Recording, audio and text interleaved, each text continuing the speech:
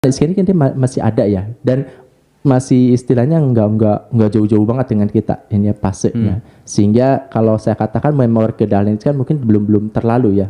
Karena memori di sini adalah suatu bentuk menuliskan sang tokoh atau legenda atau suatu tempat yang sudah masanya itu masa yang sudah lampau. Diangkat kembali dan menghadirkan data dan fakta itu dipolesilah dengan sesuatu yang fiksi sehingga si pembaca menarik. Itu kita dengan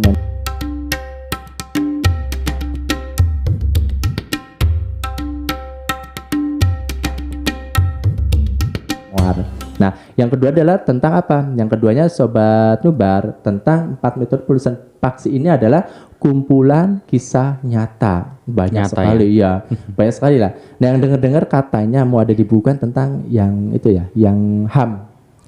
Hak asasi manusia.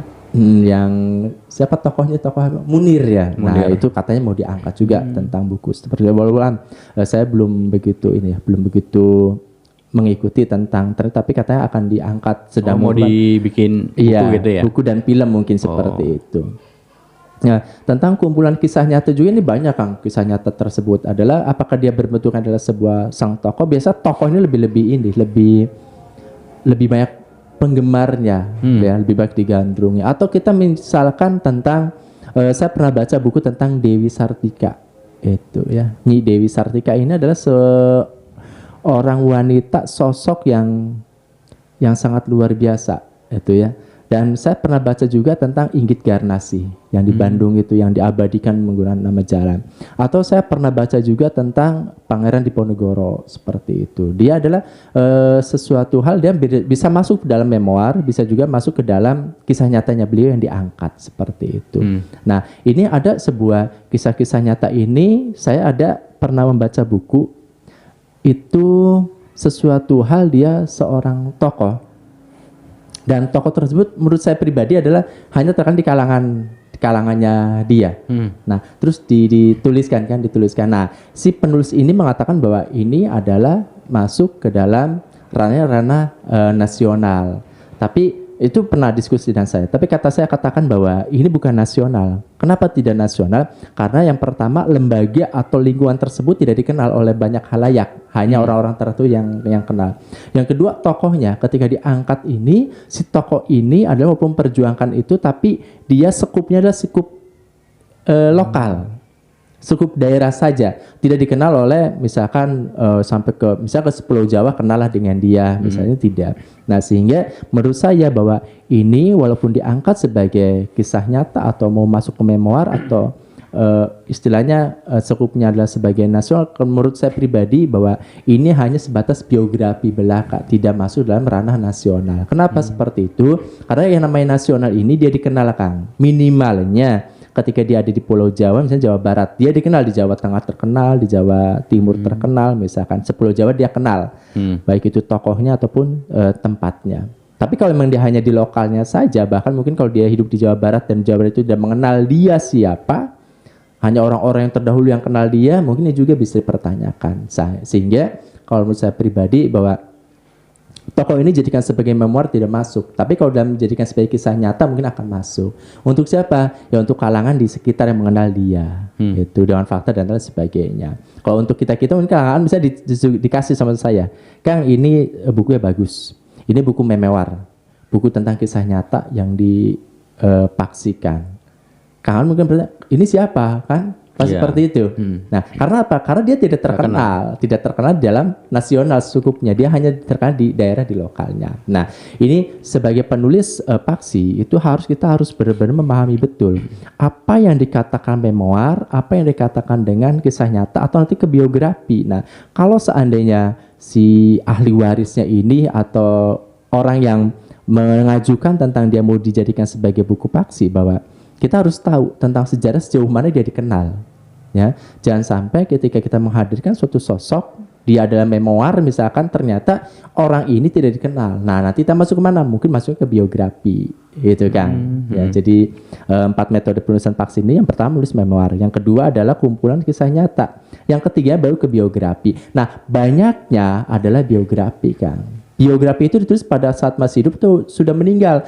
Kalau namanya biografi mah pada saat masih hidup silakan aja ditulis. Oh, boleh-boleh aja ya. Iya, boleh-boleh saja. Kalau sudah meninggal baru memoir masuknya. Karena dia mengenang kembali tentang kenangan-kenangan jasa-jasa beliau. Apalagi orang yang luar biasa dikenal sekopi nasional. Nah, kalau seandainya kasusnya tadi yang saya misalnya kasih buku kekangan bahwa kalau saya mengatakan ini buku memoir, kami akan bertanya itu siapa. Tapi kalau saya katakan ini buku biografinya si A. Nah, baru siapa sih ini tertarik kan, mau membaca kan. Nah, sehingga biografi ini yang digalinya kan. Itu, dan saya alhamdulillah dipercaya itu menulis biografi. Itu beberapa buku saya nulis biografi. Tapi kalau untuk memoir saya belum pernah. Itu, dan kisah nyata saya pernah ada tawaran untuk menulis faksi berupa kisah nyata. Ada sesuatu hal yang mengganjal dalam diri saya, sehingga saya mundur dari proyek tersebut. Dan orangnya masih tetap ngontak gitu ya, masih ngontak bahwa itu pengen diangkat. Cuma saya pribadi bahwa ini ada unsur politik, jadi saya nggak mengambil lah tentang itu, walaupun mungkin nilai nominalnya luar biasa Kang.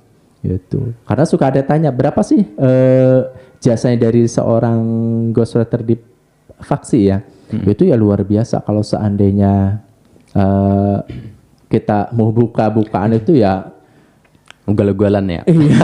Ada yang sampai bisa kebeli rumah sekian M. Tapi masih banyak referensi juga Kang ya, masih banyak banyak baca buku. Soalnya kalau ghostwriter kan itu gimana sih? Nah, beda gini Kang. Perbedaan antara ghostwriter dengan buku umum dan buku faksi keturunan di biografi, dia itu nanti ada ini Kang. Ada dua metode yang harus ditulis dengan biografi ini. Yang pertama adalah penulisan yang pertama nih ya, dari kita nulis biografi. Yang pertama adalah penulisan dengan menggunakan wawancara langsung. Artinya apa? Artinya kita langsung wawancara pertama dengan tokoh yang masih hidup. Yang masih hidup. Iya, tokoh masih hidup. Yang keduanya adalah wawancara dengan ahli waris tokoh. Anak-anaknya kah? Yang istri, anak, suami misalkan wawancara. Yang ketiganya orang-orang yang mendukung tokoh tersebut. Siapa dia? Orang tuanya, tetangganya, orang yang berpengaruh dia. Kalau saya sih dari mulai yang melahirkan siapa. Kalau masih ada ya kita wawancara yang melahirkan siapa. Kalau nggak ada ya kita cukup tahu bahwa di sini pernah ada sebagai bidanya atau apanya yang itu. Terus kita foto, dukung dengan foto-fotonya, alamatnya di mana, kondisi seperti dan sebagainya. Itu biasa seperti itu Kang. Dan biografi ini adalah sesuatu hal ketika wawancara langsung itu butuh riset yang sangat luar biasa Kang. Kenapa? Karena pertama kita butuh waktu.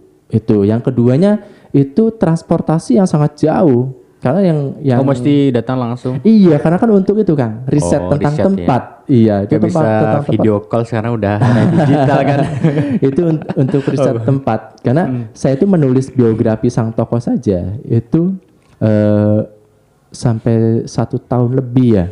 Walaupun yang riset ke tempatnya itu dibagi-bagi, ada yang santrinya, ada yang siapanya. Saya gila menerima, saya sama wawancara langsung. Seperti digarapnya itu luar biasa, sampai 1 tahun lah, 1 tahun lebih itu baru beres. Dan itu pun belum final beres kan. Itu masih baru ngumpulin data gitu ya. Iya, ngumpulin data dan sebagainya, riset dan sebagainya, itu ya emang luar biasa ya untuk menulis biografi ini. Karena apa? Biografi ini orangnya masih hidup, ahli warisnya masih ada. Ketika mau dituliskan ada yang tidak sesuai, tidak serak dan sebagainya. Nah, diubah lagi lah, direvisi lagi, diedit kembali. Berbeda dengan memoir. Kalau memoir itu sesuatu data dikumpulkan seakurat mungkin, faktanya ada, saksinya siapa saja, saksi hidupnya, wawancara, udah selesai. Tidak perlu direview lagi oleh si gitu orangnya gitu. Karena dia memoir, dia udah waktu lampau yang harus sudah tidak ada, kita diabadikan dalam sebuah buku. Nah, kalau dalam biografi ada 2 tentang teknik menulis. Yang kedua adalah yang pertama tadi penulisan dengan menggunakan wawancara langsung. Nah, yang keduanya dengan apa? Metode tidak langsung tadi kayak kataan video call gitu ya. Bisa dengan kita WhatsApp chat gitu ya. Iya, bisa dengan email, bisa dengan voice note ya. Nah, saya itu dengan yang nulis biografi ini, voice note-nya itu dengan anak-anaknya ada yang di Kairo, ada yang di Mesir, ada di Madinah gitu. Pakainya voice note. Ada juga yang mengirim video, rekaman, direkam, dia ngomong bla bla bla bla, dikirimkan ke saya, nah baru saya tuliskan dan edit seperti itu. Itu kan kalau biografi. Iya. Nah, kalau yang selanjutnya adalah apalagi sih yang 4 metode penulisan itu, mungkin sahabat pernah nonton The Message, gitu ya, tentang kisah Nabi Muhammad. Kisah Nabi ya. Iya, kisah Nabi macam-macam ya, ada Nabi dari mulai Nabi Itu Adam. yang film ya Kang ya. Iya, anak saya itu kalau pagi itu suka nonton di TV swasta itu tentang kisah-kisah Nabi, dari mulai Nabi Sulaiman, Nabi Ibrahim itu ya. Nabi Kartun atau kartun kan, kartun yang ya. tapi dia sesuai dengan data faktanya itu ditunjang sampai Nabi Muhammad itu ada di sana. Itu setiap hari itu ditayangkan oleh TV swasta dari jam 8:30 gitu ya sampai jam 10 kalau nggak salah. Itu selalu ditayangkan. Jadi sangat bagus sekali gitu, sangat mendidik. Nah, ini ada tentang kisah Nabi. Jadi kisah Nabi ini ada yang mengatakan bahwa kisah Nabi ini adalah sebuah tarikh ya. Kalau tarikh kan itu dalam konteksnya agama, tapi kalau dalam penulisan tetap aja kisah Nabi. Itu yang ininya. Didukung dengan apa? Dukungnya adalah banyak sekali. Kalau kisah Nabi itu Quran hadisnya, kalau di kita Quran hadis, kalau dibuat orang di luar dari non Muslim, Kristen, Hindu, Buddha ya sesuai dengan kitab suci mereka tentunya ya, yang relevan dengan kitabnya mereka. Nah, jangan sampai nanti ketika mereka membuat versinya mereka sesuai dengan kitabnya mereka, lantas kita yang tidak seagama dan mereka kita misalkan mendebat, itu tidak boleh karena mereka pun punya data dan fakta seperti itu. Dan sesuai keyakinannya masing-masing. Iya, tapi ya. biasanya secara garis besar sama Kang, misalkan Nabi Nuh itu misalnya di Nasrani juga sama tentang Perahu itu ya. tentang perahu kita, cuma hanya penamaan yang berbeda seperti itu aja sih. Itu hanya penamaan saja. Kalau versinya mungkin semuanya hampir sama kalau versi, karena di kitab suci mereka dan kitab kita juga kan kalau tentang mengangkat tentang suatu sejarah itu kan masih satu garis ya, itu turun temurun itu yang diceritakan sama ya. Iya, hanya penamaan penamaan tokoh yang berbeda. Ya, itu baik. jadi ada 4 nih Kang, ada 4 metode penulisan dari Paksi. Iya. Jadi sudah tidak tertukar lagi nih, walaupun memang Paksi masih abu-abu antara fiksi dan non fiksi, maka pembedanya adalah sebuah Paksi tersebut. Itu Kang. Ya, baik Kang, terima kasih untuk penjelasan tentang merangkum jejak melalui faksi. Tadi sudah dijelaskan ada 4 metode dalam hal penulisan faksi. Yang pertama, saya ulangi, menulis memoir. Yang kedua, kumpulan kisah nyata. Yang ketiga, biografi. Yang keempat, kisah Nabi. Begitu Kang ya? Iya, benar sekali. Oke. Ya, bagi Sobat Nubar yang mungkin ada pertanyaan bisa tanya di kolom komentar. Mungkin kita bakalan ada sesi tanya jawab dan tentu bakal dijawab sama Kang DJ Kang ya. Insya Allah. Ya, terima kasih yang sudah menyaksikan acara ini. Kita bakalan lanjut di sesi selanjutnya. Jangan lupa untuk subscribe, like, komen, dan share serta aktifkan lonceng di bawah ini untuk mendapatkan konten-konten lainnya. Terima kasih.